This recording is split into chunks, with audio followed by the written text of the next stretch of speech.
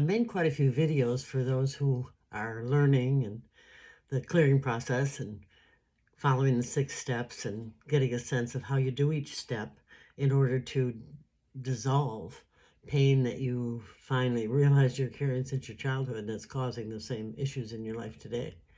And I thought it's time for me to do one for people who are familiar with the clearing process, who have used it, but maybe forget about the fact that they have it in their arsenal.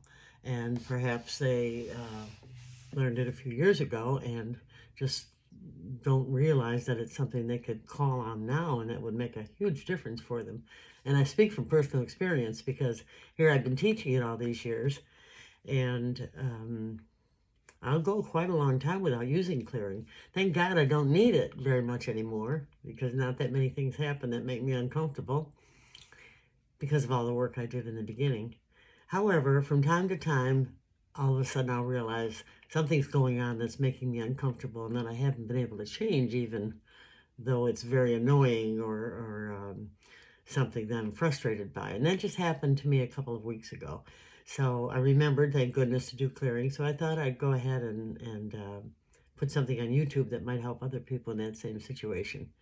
So the idea is that if you have anything going on in your life that's either making you mad or discouraged or really sad, something that you've worked on and you've tried to change and you haven't been able to, that's when you call upon the clearing process again, because it doesn't work directly on the situation. It goes way back to the cause.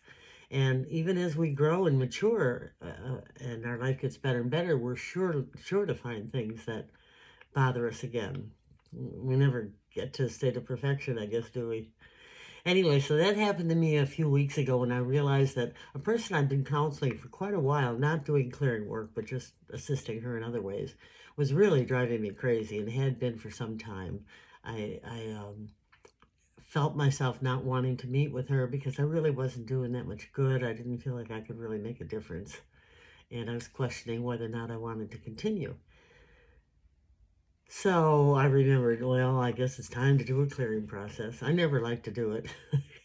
Who wants to go back and mess around in their childhood? Not me.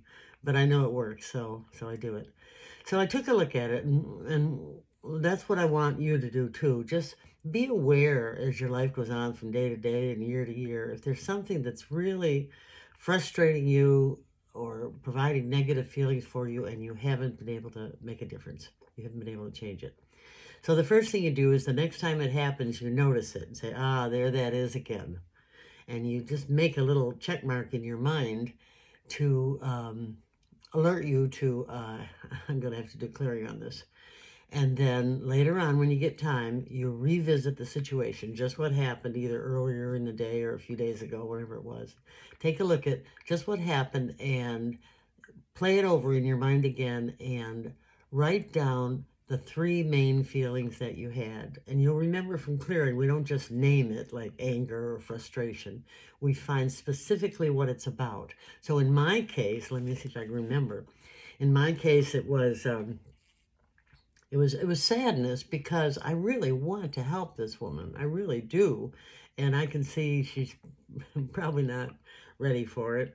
But I was sad because I've tried different things and they just didn't seem to be working. So I was sad that I wasn't able to help her. That's the reason that came up. The second feeling I had was I was kind of disgusted because as time has gone on, I could see that a lot of the things she's doing are making problems for herself. In spite of the work I've done with her, in spite of her own awareness, she keeps on doing things that make her problems worse. And, when I looked at it, I just felt disgusted. Disgusted that she would continue doing that when I know she wants to be happy. So it was disgusted that she's creating her own issues, making them worse. And then the third feeling was angry.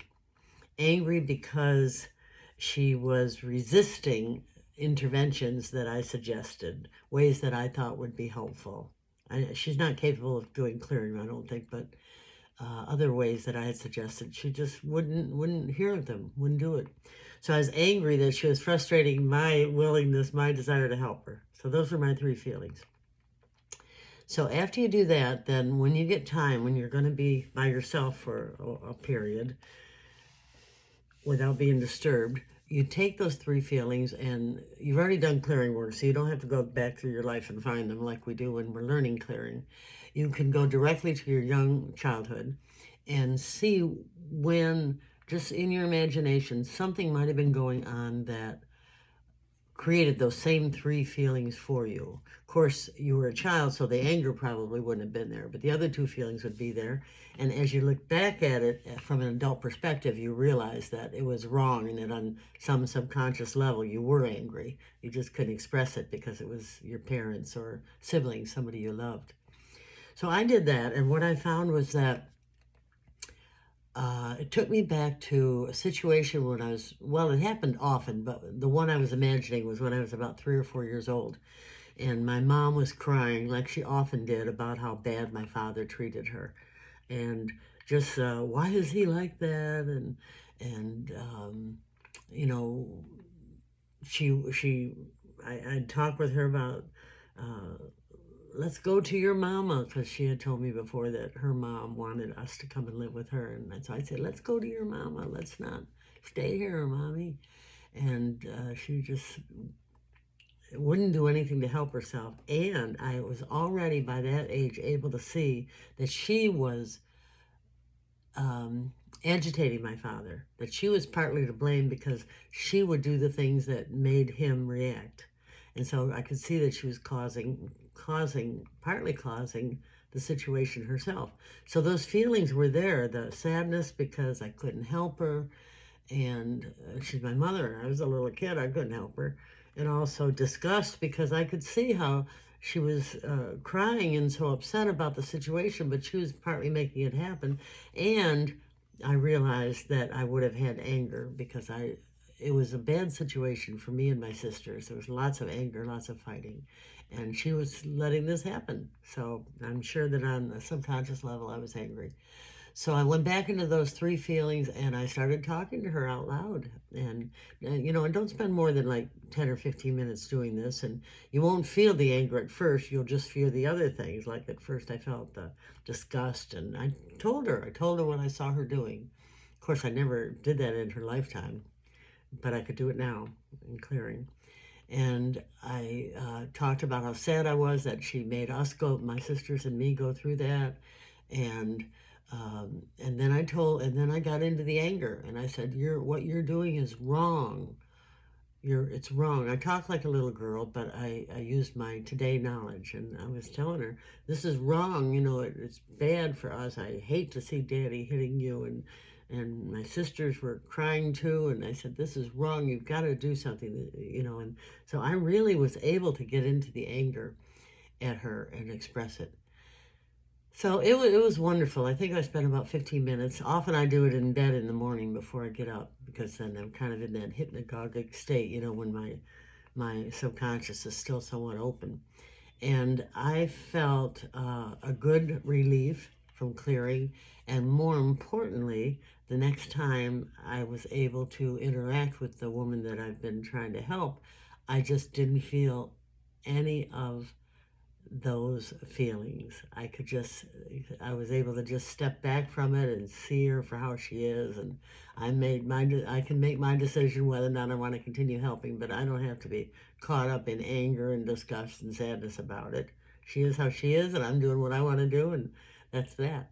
So, um, when we do clearing work, what it literally dissolves an emotion within us that we don't know we're holding, but that's generating energy out from us and drawing these things into our life until we get ready to do our own healing work.